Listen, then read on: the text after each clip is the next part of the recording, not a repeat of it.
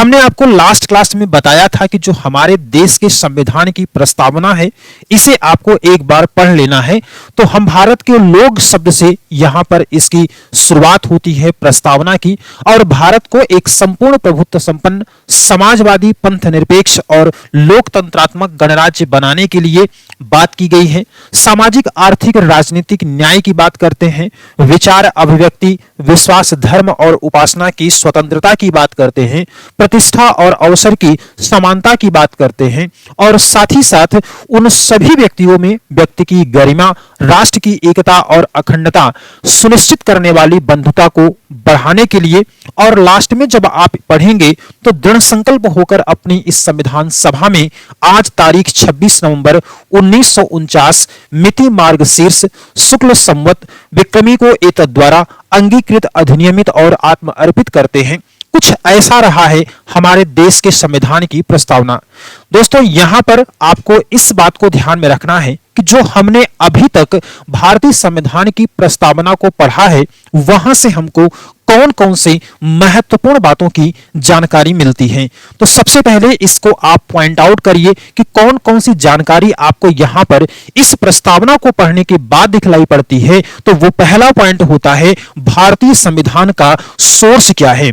पहला पॉइंट आपको यहां से क्या मिल जाता है? तो पहला पॉइंट मिलता है भारतीय संविधान का सोर्स क्या है। सोर्स क्या है भारतीय संविधान का? भारतीय संविधान का स्रोत क्या है दोस्तों? तो ये मिल जाता है आपको संविधान की प्रस्तावना से। दूसरा यहां पर मिलता है राज्य की प्रकृति कैसी है। राज्य की प्रकृति कैसी है मींस नेचर ऑफ स्टेट, कहां से किस तरीके से हमारे स्टेट का नेचर है, वो जानकारी भी आपको कहां से मिलती है? प्रियम्बल से ही मिलती है।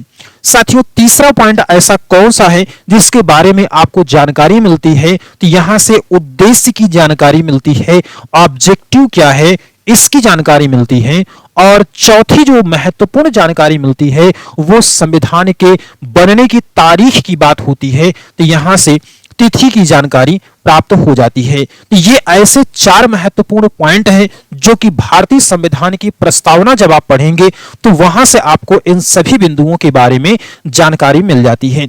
अब एक एक करके यहां से अगर हम लोग अपनी बात को और थोड़ा सा समझें तो आपको यहां पर ध्यान में रखना है कि जो भारतीय संविधान का सोर्स है वो क्या होता है। शुरुआत साथियों कहां से होती है? हम भारत के लोग से होती है। हम भारत के लोग शब्द से होती है। तो यहां से सोर्स की अगर हम लोग बात करते हैं तो सोर्स दोस्तों क्या हो जाता है? जनता यहां पर सोर्स हो जाती है। हम भारत के लोग यानी कि we the people of India. अब इसी से जुड़ा हुआ एक महत्वपूर्ण पॉइंट और भी आपको देखने को मिलता है कि जो हमारे देश की प्रस्तावना है इसको हमने कहां से लिया है, किस देश के संविधान से हमने इसको लिया है। तो ध्यान रखिएगा, प्रस्तावना को हमने ले लिया है अमेरिका के संविधान से। कहां से लिया है? तो प्रस्तावना को हमने लिया अमेरिका के संविधान से। और अगर सवाल आपसे पूछा जाए कि प्रस्तावना की भाषा को कहां से लिया है, लैंग्वेज ऑफ प्रियम्बल कहां से लिया है, तो दोस्तों आंसर आपका हो जाएगा ऑस्ट्रेलिया के संविधान से। लैंग्वेज कहां से लिया है? तो हमने लैंग्वेज को ले लिया है ऑस्ट्रेलिया के संविधान से। और अगर प्रस्तावना की बात करते हैं तो उसको हमने ले लिया है अमेरिका के संविधान से। एक बात आपको और भी ध्यान में रखनी है कि हमने आपको बताया था कि भारतीय संविधान सभा में महत्वपूर्ण 3 बैठकों की चर्चा हम लोग करते हैं। एक दोस्तों था 9 दिसंबर 1946 को, 9 दिसंबर 1946 यहां पर होती है संविधान सभा की प्रथम बैठक। और प्रथम बैठक की अध्यक्षता किसने किया था? याद रखिएगा, डॉक्टर सच्चिदानंद सिन्हा ने किया था। किसने किया था? डॉक्टर सच्चिदानंद सिन्हा ने प्रथम बैठक की अध्यक्षता किया था। दूसरी बैठक जो थी वो था 9 दिसंबर के बाद है 11 दिसंबर को, 11 दिसंबर 1946 को इसकी दूसरी बैठक होती है। और याद रखिएगा कि इसकी अध्यक्षता किया था डॉक्टर राजेंद्र प्रसाद ने। किसने किया था? डॉक्टर राजेंद्र प्रसाद ने। और डॉक्टर राजेंद्र प्रसाद ही क्या थे? इसके परमानेंट चेयरमैन, अस्थाई अध्यक्ष थे और अगर सवाल आपसे ये पूछ लिया जाए कि संविधान सभा के अस्थायी अध्यक्ष यानी कि टेम्परेरी चेयरमैन कौन था, तो राइट आंसर आपका क्या हो जाएगा? डॉक्टर सच्चिदानंद सिन्हा। तीसरी जो बैठक थी वो काफी महत्वपूर्ण होती है और ये हुआ था 13 दिसंबर 1946 को। 13 दिसंबर 1946 को ही एक घटना घटी थी और वो घटना क्या थी कि यहां पर एक उद्देश्य प्रस्ताव प्रस्तुत किया गया था। उद्देश्य प्रस्ताव प्रस्तुत किया था और यही उद्देश्य प्रस्ताव जो था इसी में थोड़ा बहुत संशोधन करके जो वर्तमान की हमारी प्रस्तावना है तो वो आपको देखने को मिल जाती है। तो प्रस्तावना आपको आखिर शुरुआती दिनों में कहां पर देखने को मिलती है? तो संविधान सभा की जो तीसरी बैठक होती है 13 दिसंबर 1946 को, उसी में एक उद्देश्य प्रस्ताव प्रस्तुत किया गया था नेहरू जी के द्वारा और वही आगे चल करके उसी में थोड़ा बहुत संशोधन करने के पश्चात हमारे देश की प्रियम्बल बनकर के आपके सामने आती है। तो ये पॉइंट आपको यहां तक क्लियर होना चाहिए।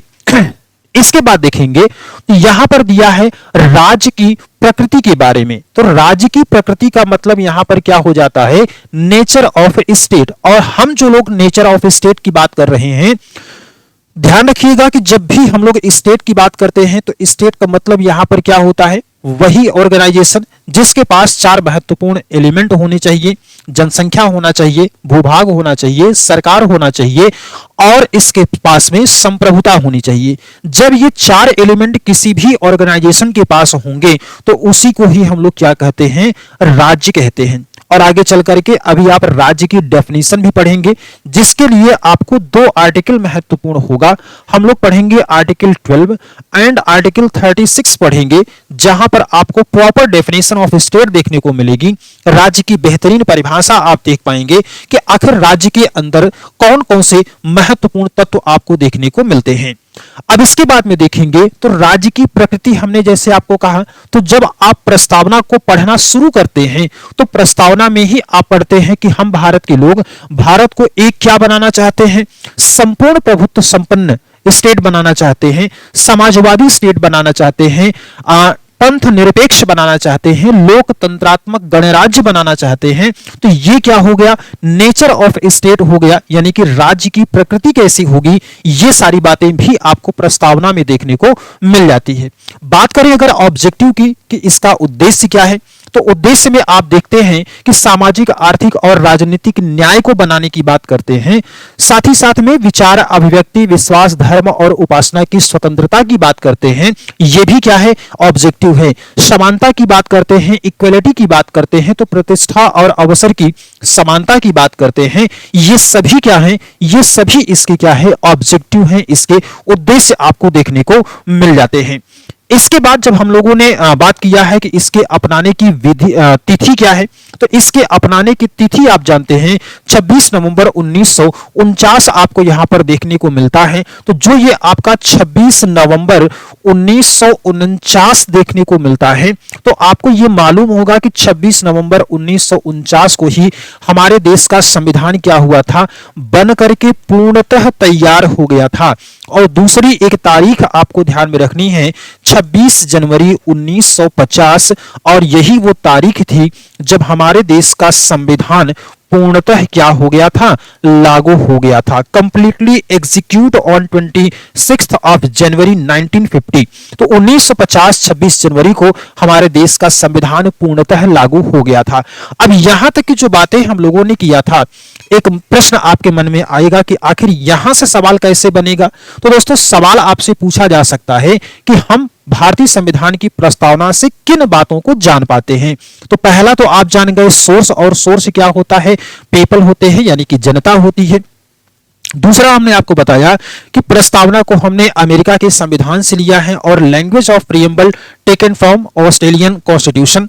इसके बाद हमने आपको बताया था कि भारतीय संविधान की में राज्य की प्रकृति कैसी है। तो राज्य की प्रकृति दोस्तों यही होगी। कैसी होगी? सॉवरेन होगा, सोशलिस्ट होगा, सेक्युलर होगा, डेमोक्रेटिक होगा और रिपब्लिक होगा। और इन सभी शब्दों का अभी हम आपको अर्थ आगे चल करके बतलाएंगे। फिर इसके बाद हम लोगों ने देखा कि इसका ऑब्जेक्टिव क्या है। तो ऑब्जेक्टिव यहां पर आपको जस्टिस होता है, और जस्टिस कितने टाइप का होता है? तीन टाइप का होता है, सोशल, इकोनॉमिक एंड पॉलिटिकल।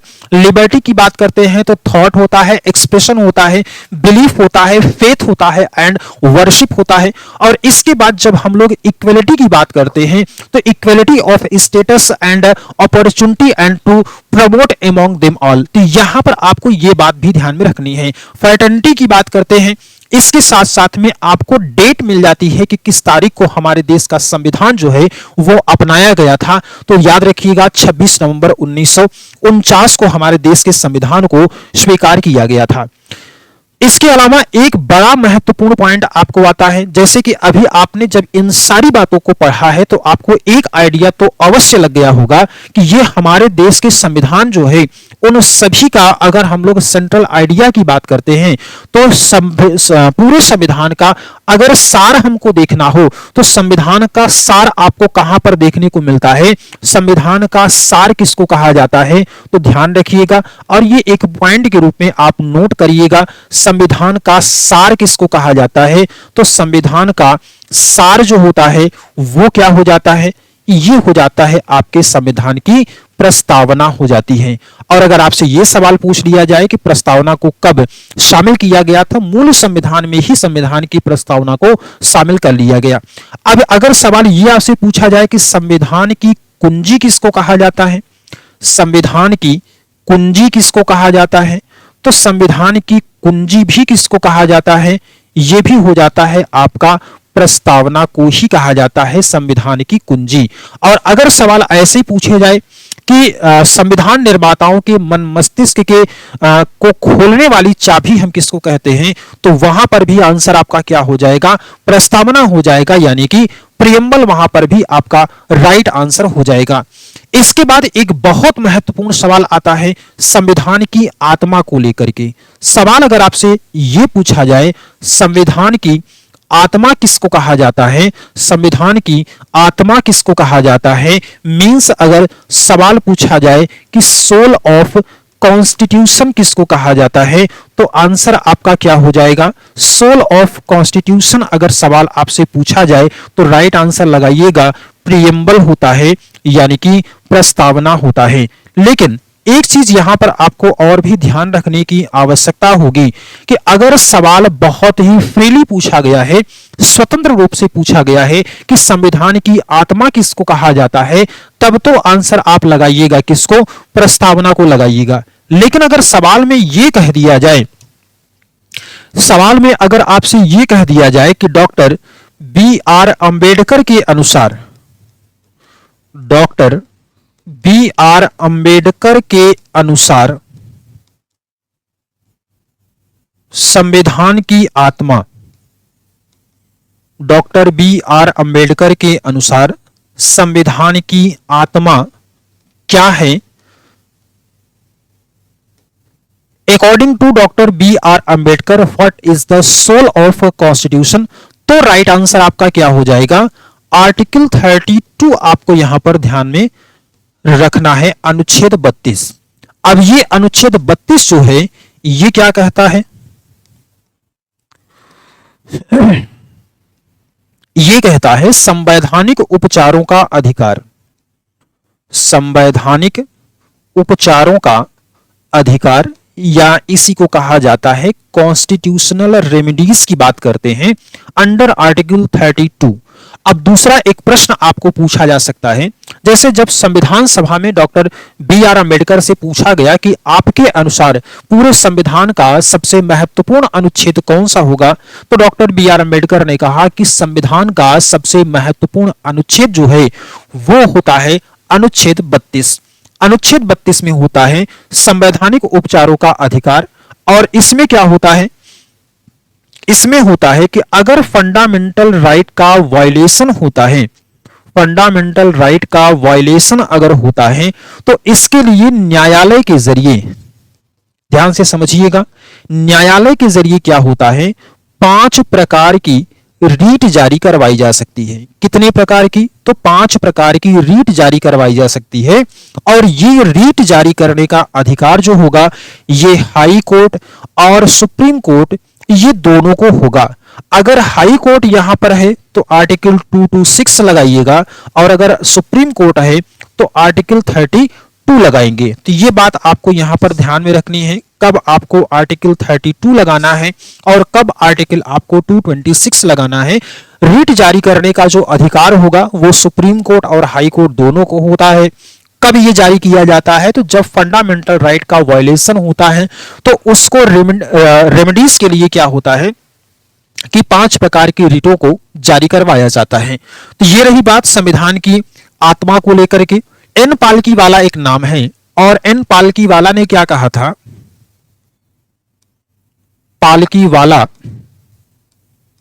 इन्होंने क्या कहा था, संविधान का परिचय पत्र आइडेंटिटी कार्ड कहा था। संविधान का परिचय पत्र कहा था किसको, प्रस्तावना को कहा था कि यह संविधान का परिचय पत्र है। तो कई सारे फैक्ट आपको यहां पर देखने को मिलते हैं और इन सभी बिंदुओं से आपको सवाल भी देखने को मिल जाता है। अब यहां पर हम लोगों को एक बड़ा महत्वपूर्ण पॉइंट ध्यान में रखना है और दोस्तों वो पॉइंट होता है संविधान की प्रस्तावना में संशोधन। हेडिंग बनाइएगा, संविधान की प्रस्तावना में संशोधन। प्रस्तावना में संशोधन की बात हम लोगों को करना है। प्रस्तावना में संशोधन की बात करेंगे तो पहला सवाल आपको आता है कि संविधान में जो संशोधन की बात है ये आपको कहां पर देखने को मिलता है। तो संविधान का एक दोस्तों आर्टिकल है और वो आर्टिकल आपका है 368। संविधान के अनुच्छेद 368 के अनुसार यहां पर लिखा गया है संविधान में संशोधन। क्या लिखा गया, संविधान में संशोधन का प्रावधान आपको कहां पर देखने को मिल जाता है, तो ये होता है अनुच्छेद 368 जहां पर संविधान में संशोधन की बात कही गई है। और ये संशोधन आपको कहता है कि भारतीय संविधान के किसी भी भाग में संसद के द्वारा संशोधन किया जा सकता है। क्या पॉइंट लिखेंगे, संसद द्वारा, क्या पॉइंट लिखेंगे, संसद द्वारा संविधान के, संसद द्वारा संविधान के किसी भी भाग में, किसी भी भाग में संशोधन किया जा सकता है। किसी भी भाग में संशोधन किया जा सकता है। अब प्रश्न यही था कि जो प्रस्तावना है, प्रस्तावना क्या संविधान का भाग है या नहीं है। तो सवाल अब यहां से जब ये बात कन्फर्म हुई तो सवाल आपको ये पूछना चाहिए कि क्या प्रस्तावना, क्या प्रस्तावना संविधान का भाग है या नहीं। क्या प्रस्तावना संविधान का भाग है या नहीं है। तो इस बात की जांच करने के लिए 1960 में, 1960 में एक वाद आया। 1960 में एक वाद आया था और नाम था उसका बेरुवाड़ी वाद। बेरुवाड़ी वाद में कहा गया था कि प्रस्तावना संविधान का भाग नहीं है। प्रस्तावना जो है वो संविधान का भाग नहीं है और जब प्रस्तावना संविधान का भाग नहीं होगा तो रिजल्ट क्या निकलेगा, संशोधन नहीं होगा, संशोधन नहीं होगा। फिर इसके बाद दूसरा एक केस आता है, उसका नाम होता है 1974 में आता है केशवानंद भारती। कब आया है, 1974 में, 1973-74 में केशवानंद भारती बनाम केरल राज्य का वाद आया। केशवानंद भारती बनाम केरल राज्य का वाद आया और इसमें इस बात को कहा गया कि प्रस्तावना जो है वो संविधान का भाग है, और प्रस्तावना अगर दोस्तों संविधान का भाग है तो उसमें संशोधन भी किया जा सकता है। तो ये बात आपको यहां पर ध्यान में रखनी है। तो यहां पर आप क्या लिख लेंगे, संशोधन, यहां पर क्या लिखा गया कि भाग है, भाग है, और जब भाग होगा तो इसमें संशोधन किया जा सकता है। बात क्लियर है। अब यहां पर पहला जो केस आया था वो था बेरुवाड़ी का वाद, और बेरुवाड़ी के वाद में कहा गया कि प्रस्तावना संविधान का भाग नहीं है, इसलिए इसमें संशोधन नहीं होगा। दूसरा केस आया केशवानंद भारती बनाम केरल राज्य, इसमें कहा गया कि प्रस्तावना जो है वो संविधान का भाग है, और जब प्रस्तावना संविधान का भाग होगा तो इसमें संशोधन किया जा सकता है। अब इसी बात को ध्यान में रखते हुए आप जानते हैं 1976 में 1976 में एक संशोधन होता है। 1976 में नंबर था अमेंडमेंट का 42nd अमेंडमेंट, और यहां पर संशोधन होता है। और संशोधन किसके शासन काल में होता है, तो आप जानते हैं इंदिरा गांधी के शासन काल में होता है संशोधन। और इस संशोधन से यहां पर 3 शब्दों को जोड़ा गया था। कौन कौन से ये शब्द थे, 3 शब्द जोड़े गए, कौन कौन से थे, समाजवाद, पंथ निरपेक्ष और अखंडता। कौन कौन सा शब्द था, तो समाजवाद, पंथ निरपेक्ष यानी कि सेकुलर, समाजवाद, पंथ निरपेक्ष और अखंडता शब्द को जोड़ा गया। कौन कौन से शब्द जोड़े गए हैं 42वें संविधान संशोधन के जरिए, तो आप इस बात को ध्यान में रखिएगा कि 42वें संविधान संशोधन के जरिए 1976 में कुल 3 वर्ड्स को जोड़े गए हैं, सोशलिस्ट, सेकुलर और अखंडता शब्द जोड़ा गया है। यहां पर आपको यह बात ध्यान में रखनी है। चलिए दूसरा एक पॉइंट अब आपको यहां पर ध्यान में रखना है कि जब हम प्रस्तावना की शुरुआत करते हैं तो यहां पर आपको क्या मिलता है कि हम भारत के लोग भारत को एक संपूर्ण प्रभुत्व संपन्न, यहां से शुरुआत करिएगा, संपूर्ण प्रभुत्व संपन्न, संपूर्ण प्रभुत्व संपन्न, समाजवाद, पंथ निरपेक्ष, समाजवाद, पंथ निरपेक्ष, लोकतंत्रात्मक,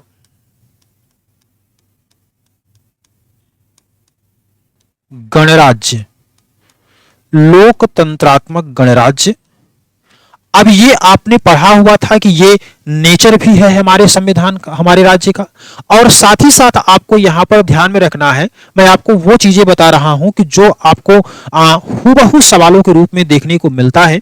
तो अक्सर इनका साथियों क्रम ध्यान रखिएगा, इसका क्रम क्या है, ये क्रम बड़ा महत्वपूर्ण होता है, इनका सीक्वेंस आप ध्यान में रखिएगा और इसी सीक्वेंस में आपसे सवाल पूछे जाते हैं। तो संपूर्ण प्रभुत्व संपन्न, समाजवादी, पंथ निरपेक्ष, लोकतंत्रात्मक गणराज्य बनाने के लिए इसके समस्त नागरिकों को सामाजिक, आर्थिक, राजनीतिक न्याय। अब यहां पर देखिए न्याय शब्द की बात की गई है, तो न्याय जो है वो कितने टाइप का होना चाहिए, न्याय होता है सामाजिक न्याय, सामाजिक, आर्थिक और राजनीतिक न्याय।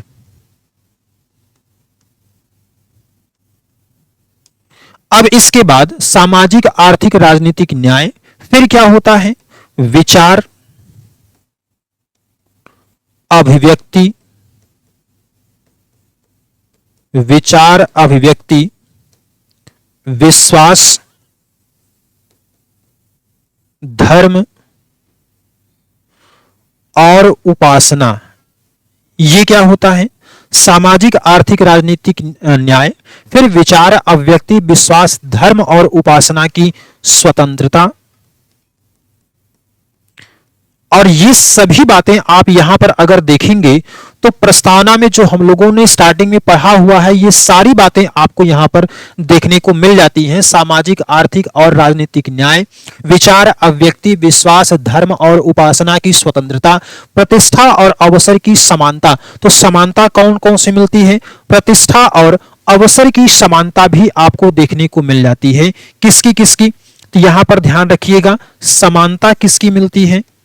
समानता मिल जाती है प्रतिष्ठा और अवसर की। किसकी मिलती है? तो एक मिल जाता है प्रतिष्ठा और दूसरा मिल जाता है अवसर। प्रतिष्ठा और अवसर की समानता भी आपको देखने को मिलती है। तो अब यहां पर प्रश्न ये है कि आपके एग्जाम में क्वेश्चन कैसे पूछे जाएंगे। तो पहला पॉइंट तो दोस्तों ध्यान रखिएगा कि ये पूरा क्रम आपको कन्फर्म होना चाहिए। संपूर्ण प्रभुत्व संपन्न समाजवाद, पंथ निरपेक्ष, लोकतंत्र, गणराज्य, ये आपको क्या होना चाहिए? नेचर ऑफ स्टेट जो आपको यहां पर दिया गया है, इनका पूरा क्रम आपको ध्यान में रखना होगा। दूसरा पॉइंट आपको यहां पर जो न्याय है वो कितने टाइप का है? तो न्याय आपको मिल जाता है यहां पर तीन टाइप का न्याय आपको मिलता है। कौन कौन सा मिलता है? एक है सामाजिक, आर्थिक और राजनीतिक न्याय की बात करते हैं। फिर यहां पर देखिए स्वतंत्रता, विचार एक, अभिव्यक्ति दो, फिर है विश्वास, धर्म और उपासना, यहां पर 2, 3, 4 और 5 कितने प्रकार के स्वतंत्रता की बात करते हैं? तो 5 प्रकार की स्वतंत्रता की बात की गई है। और दोस्तों समानता की बात करते हैं तो 2 प्रकार के समानता की बात की गई है, प्रतिष्ठा और अवसर की। तो ये सवाल आपसे कभी कभी ये पूछ लिए जाते हैं कि जिस क्रम में जो चीजें मिली हैं, मतलब कि अगर हम लोग यहां से सीक्वेंस लगाएं तो समानता हमको कितनी मिलती है? 2 मिलती है। न्याय कितना मिलता है? तो हमको 3 मिलता है। और इसके बाद में स्वतंत्रता हमको कितनी मिलती है? तो ये 5 प्रकार की स्वतंत्रता देखने को मिल जाती है। तो यहां से आपको ये सभी बातें कंफर्म हो गई हैं और ऐसे प्रश्न जो हैं वो आपके एग्जाम में पूछ लिए जाएंगे। तो इन सभी प्रश्नों से आपको कहीं ना कहीं आपको देखने को ये मिल जाता है कि किस तरीके से इसमें सवाल जो हैं वो आपको देखने को मिलते हैं। चलिए अब हम लोग बात कर लेते हैं एक एक शब्दों की, और वो जो शब्द आपके मिलेंगे उन सभी शब्दों की अगर हम लोग बात करेंगे तो यहां पर आपको ये देखने को यहां पर आपको ये सारे पॉइंट जो हैं वो देखना है। जैसे कि यहां पर सबसे पहले हम भारत के लोग मिला था, तो हम भारत के लोग का मतलब आपने समझ लिया। हम भारत के लोग, इसका मतलब हो गया कि सत्ता का जो सोर्स होगा वो क्या होगा? जनता होगा। यहां पर सोर्स क्या होगा? जनता। हम भारत के लोग भारत को एक संपूर्ण प्रभुत्व संपन्न यानी कि संप्रभु स्टेट बनाने की बात करते हैं, संप्रभुता की बात करते हैं। और हमने आपको बतलाया था शुरुआत में ही कि जो संप्रभुता है, सॉवरेंटी है, ये क्या होता है? राज्य का सर्वाधिक महत्वपूर्ण तत्व होता है। राज्य का सर्वाधिक महत्वपूर्ण तत्व होता है। और इस सॉवरेंटी का जो एस्पेक्ट होता है ये 2 टाइप का होता है। एक को हम लोग क्या कहते हैं? आंतरिक संप्रभुता कहते हैं, और दूसरे को हम लोग क्या कहते हैं? बाह्य संप्रभुता कहते हैं, यानी कि इंटरनल और एक्सटर्नल सॉवरेंटी की बात करते हैं। आंतरिक संप्रभुता का मतलब ये हो जाता है कि कोई भी अगर राज्य है तो वो अपने नागरिकों को काम करवाने के लिए भी कह सकता है, और अगर उनका वो आज्ञा का पालन नहीं करते हैं तो उस कंडीशन में क्या होगा कि ये उनको दंडित करने का भी अधिकार रखता है।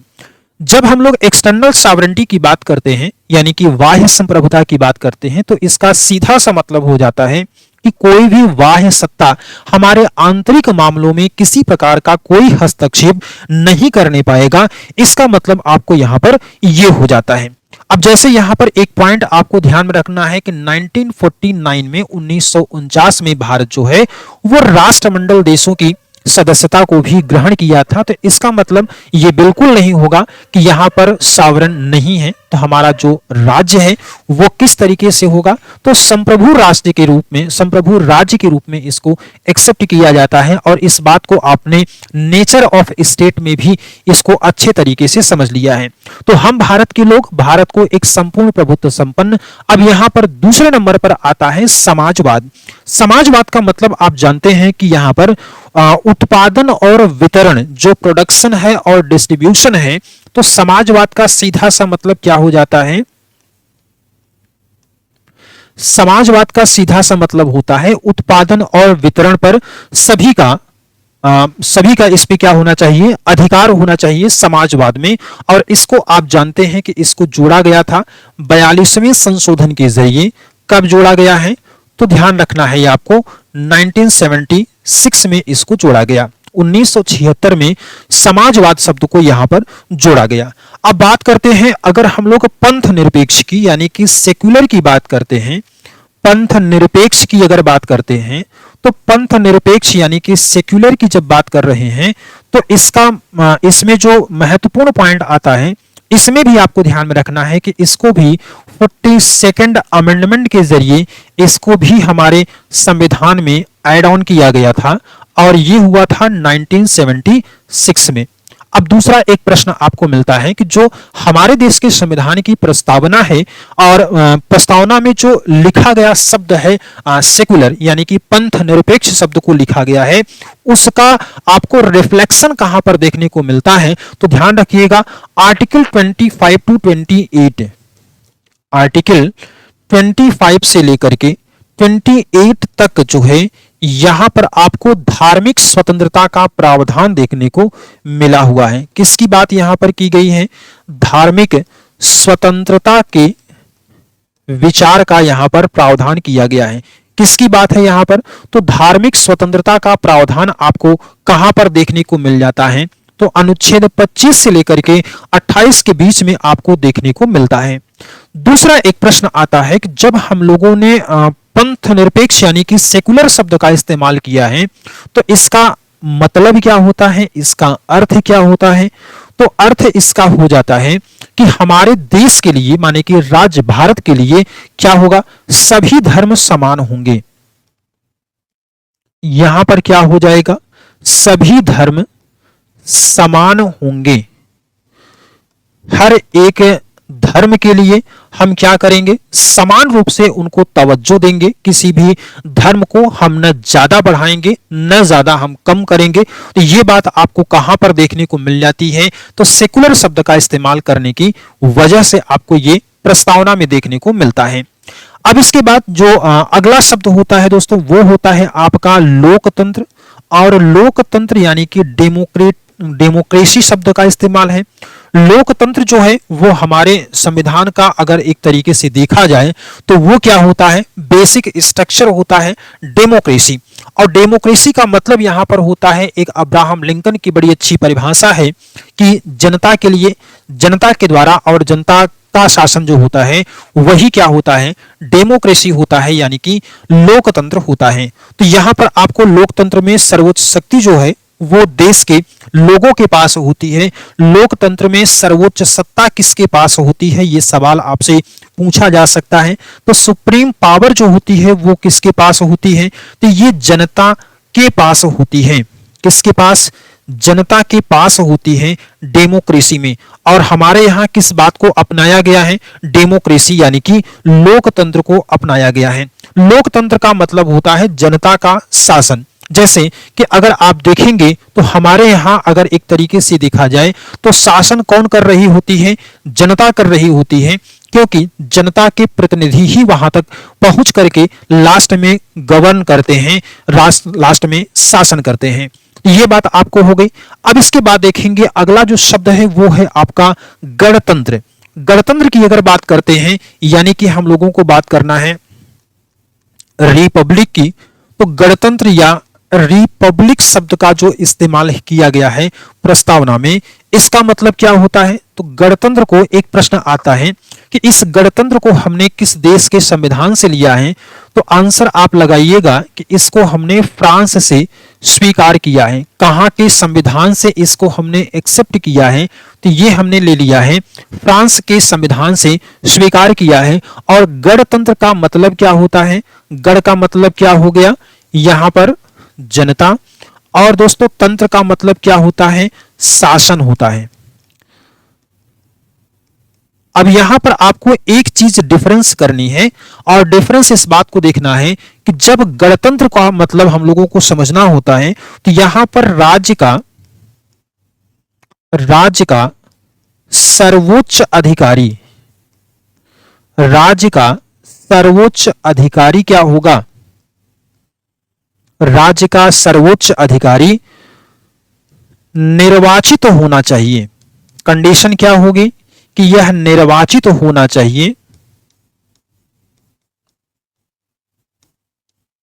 न कि वंशानुगत। ध्यान रखिएगा, निर्वाचित होना चाहिए न कि वंशानुगत। अगर वंशानुगत होगा तो इसे गणतंत्र नहीं बल्कि क्या कह देंगे, इसको हम लोग कह देते हैं राजतंत्र। इसको क्या बोलेंगे, राजतंत्र बोल देंगे।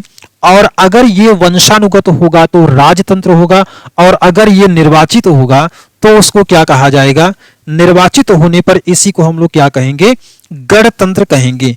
अब अगर हम लोग इसी बात को एग्जाम्पल के तौर पर देख लें कि भारत के लिए ये क्या होगा, तो भारत में राज्य का सर्वोच्च अधिकारी कौन होता है, तो ये हो जाता है राष्ट्रपति। ये कौन होता है, राष्ट्रपति होता है। और राष्ट्रपति आप जानते हैं कि ये कैसा होता है, ये इलेक्टेड होता है, मींस निर्वाचित होता है। कंडीशन एक यहां पर अलग हो जाती है कि ये अप्रत्यक्ष रूप से जनता के द्वारा निर्वाचित होता है, means the supreme citizen of our country elected by the people, चाहे वो डायरेक्टली होगा चाहे वो इनडायरेक्टली होगा, but must be elected by the people. तो ये बात आपको यहां पर ध्यान में रखनी है कि भारत के रेफरेंस में जो राष्ट्रपति होता है वही सर्वोच्च नागरिक होता है, और वो जनता के द्वारा निर्वाचित होता है, इलेक्टेड होता है अप्रत्यक्ष रूप से। उसी को हम लोग क्या कहते हैं, गणतंत्र कहते हैं। और जब वंशानुगत हो जाता है तो उसी को हम लोग क्या कहते हैं, राजतंत्र कहते हैं। तो गणतंत्र और राजतंत्र को आपने यहां पर समझ लिया है। इसके बाद अगर हम लोग संविधान के उद्देश्यों की बात करें तो उद्देश्य में आपको क्या क्या देखने को मिल जाता है। ऑब्जेक्टिव की अगर हम लोग बात करते हैं,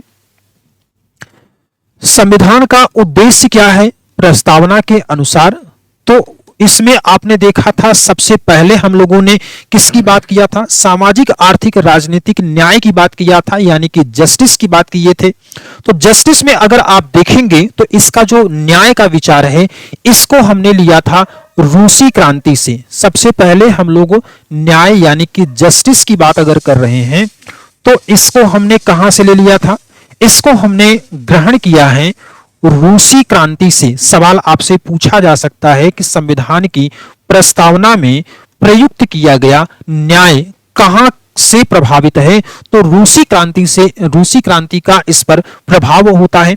और कितने प्रकार के न्याय मिलते हैं, तो ध्यान रखिएगा, सामाजिक न्याय मिलता है, सामाजिक, इसके बाद आर्थिक, सामाजिक आर्थिक और राजनैतिक न्याय मिलता है। कौन कौन से, सोशल मिलता है, इकोनॉमिक मिलता है, और पॉलिटिकल जस्टिस की बात आपको देखने को मिल जाती है। जब आप सामाजिक न्याय की बात करते हैं तो फंडामेंटल राइट में आपको अंडर आर्टिकल 15 देखने को मिलता है कि किसी के भी साथ धर्म के आधार पर, मूल के आधार पर, धर्म मूल, जन्म स्थान, लिंग के आधार पर, इन सभी के आधार पर किसी के साथ कोई भेदभाव नहीं किया जाएगा। तो इस बात का रिफ्लेक्शन आपको देखने को कहां पर मिलता है, तो वो मिल जाता है आपको प्रियम्बल में सोशल जस्टिस के अंतर्गत। फिर इसके बाद अगर आप देखेंगे आर्थिक न्याय की हम लोग जब बात करते हैं तो आर्थिक न्याय को अगर आप देखेंगे तो ये तो आपको कहां पर मिल जाता है, फंडामेंटल राइट में। आर्थिक न्याय की अगर बात करते हैं तो बहुत सारे ऐसे प्रोविजन है जो कि डीपीएसपी में आपको देखने को मिल जाते हैं। पॉलिटिकल की अगर बात करते हैं तो ये भी आपको फंडामेंटल राइट के अलग अलग प्रोविजंस में देखने को मिल जाते हैं। तो यहां पर आपने देख लिया है कि न्याय की भी बात हम लोग करते हैं, कौन कौन से, सामाजिक आर्थिक और राजनीतिक न्याय की बात करते हैं, कितने प्रकार के होते हैं। कभी कभी सवाल ये बनेगा, तो 3 प्रकार के आपको राजनीतिक न्याय देखने को मिल जाते हैं। फिर इसके बाद में सामाजिक न्याय की अगर बात करते हैं तो वहां पर फंडामेंटल राइट में प्रावधान है।